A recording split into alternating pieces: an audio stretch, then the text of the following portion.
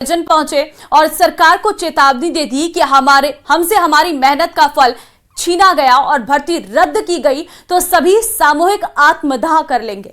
ये रिपोर्ट देखिए।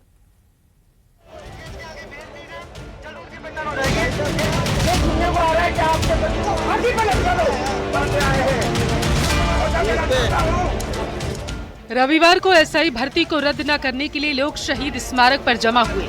यहाँ परिजन राजस्थान पुलिस एकेडमी में ट्रेनिंग ले रहे प्रशिक्षु एसआई के परिजन हैं। उन्होंने सरकार से गुहार लगाई है कि परीक्षा को रद्द न किया जाए, लेकिन जांच होती रहे जिससे दोषी बचने न पाए, लेकिन इसमें किसी निर्दोष को सजा भी न मिले। 2021 के अंदर टॉप 106 में आया वो, और आज 11 महीने से रात और दिन मेहनत कर रहा है ट्रेनिंग में।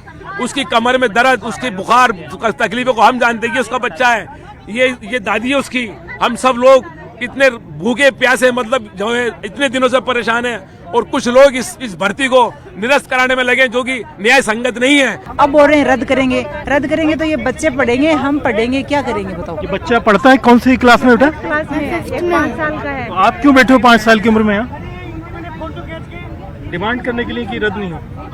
हमें चाहे सड़क से लेकर सदन तक जाना पड़े, हम आर पार की लड़ाई लड़ेंगे और हमारे बच्चों को अधिकार दिला के रहेंगे। दिसंबर में पास आउट हो जाएंगे, 2.5 महीने के लिए भर्ती कैंसिल कर रहे हैं। ये हमारे साथ न्याय नहीं है।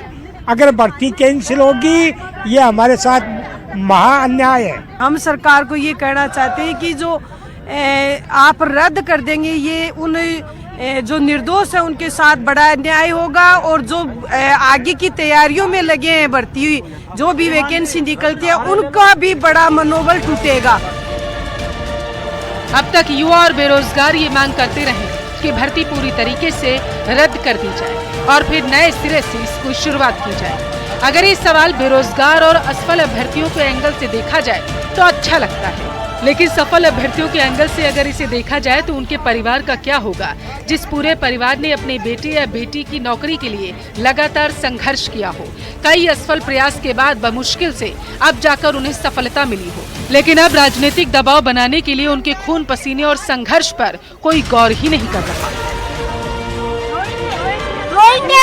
दम तोड़ देंगे, 7 ननदें मेरी साथ, ये मेरी बेटी है, एक मेरा बेटा है, हक लेके जाएंगे। आप रोएंगे नहीं तो क्या? रोएंगे, दम तोड़ देंगे, मगर मेरे हक चाहिए। न्याय करे सरकार, जो दोषी है उनको सजा मिलनी चाहिए। हम भी चाहते हैं कि मिलनी चाहिए, क्योंकि जो मेहनत करता है उनका हक, आज उन्हीं लोगों की वजह से हमें यहाँ धरने पे बैठना पड़ा। अगर कुछ लोगों ने ये नहीं किया होता गलत काम तो उसके लिए आज हमको भुगतान नहीं करना पड़ता। अब बच्चे बड़े बड़े हो गए, पढ़ाई कर रहे हैं, अब उनकी जॉब छूट जाएगी तो फिर बच्चों का क्या होगा?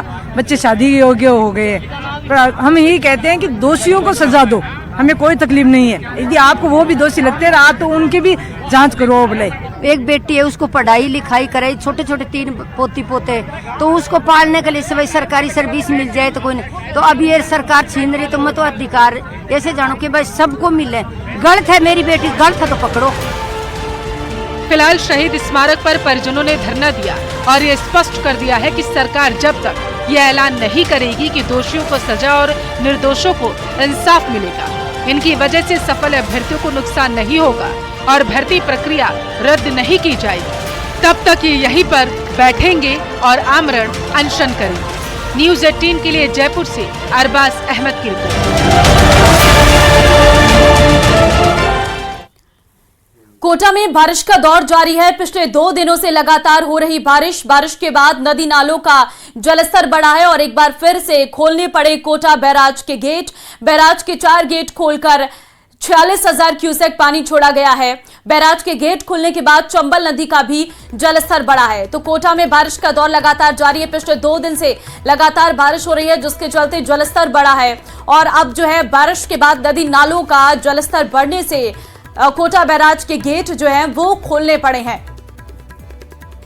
पिछले 2 दिनों से लगातार बारिश हो रही है। तस्वीरें भी हम आपको दिखा रहे हैं, जहां पर आप देख सकते हैं पानी की आवक बहुत अधिक बढ़ गई है, जिसके चलते कोटा बैराज के गेट खोल दिए गए हैं ताकि ये पानी आराम से जा सके और किसी भी तरीके का कोई नुकसान ना हो। 4 गेट खोलकर 46,000 क्यूसेक पानी को छोड़ा गया है।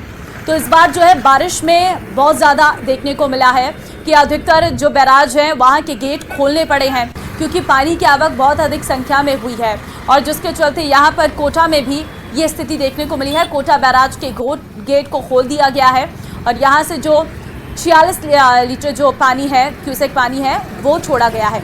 4 गेट खोलने पड़े हैं।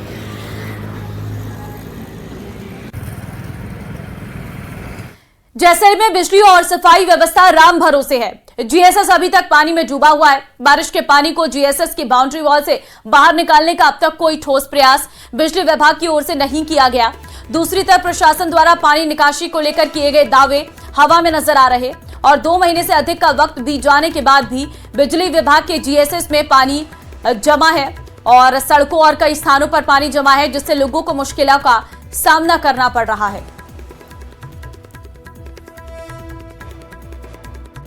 पिछले 2 महीने से लाइट जो लगातार अतिवृष्टि की वजह से बिल्कुल नहीं आ रही है और पूरा सम टूरिज्म इससे परेशान हो रहा है।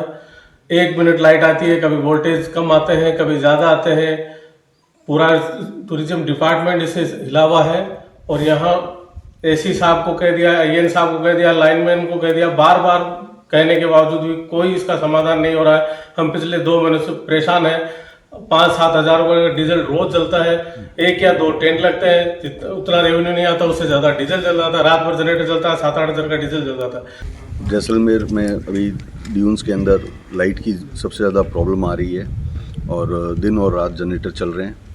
पावर बैकअप है नहीं कुछ भी गवर्नमेंट की तरफ से, जबकि कलेक्टर वगैरह को उनको विज्ञापन भी दिया गया है हमारी तरफ से और सरकार राजस्थान सरकार इस तरफ ध्यान नहीं दे रही है टूरिज़्म को, जबकि सबसे ज़्यादा रेवेन्यू हमारी के थ्रू हो रही है। और अभी तक बिजली पिछले 2 महीनों से कोई बिजली का आता पता नहीं है हमारे, तो क्लाइंट भी बहुत ज़्यादा परेशान है। यहाँ 2 महीने से पानी भरा हुआ है। हमने सबको ज्ञापन दे दिए, कोई समस्या का समाधान नहीं हुआ। यहाँ पे बीमारियाँ फैल रही है, मच्छर है, मलेरिया हो जाता है, किसी को जुकाम हो जाता है, बुखार आता है। कोई हमारी सुविधा नहीं है, कोई लोग सुनते नहीं हैं। यहाँ की सड़कें बंद पड़ी है, सब दिक्कतें 2 महीने से हम परेशान हो रहे हैं। यार गंगानगर में दर्दनाक सड़क हादसे का मामला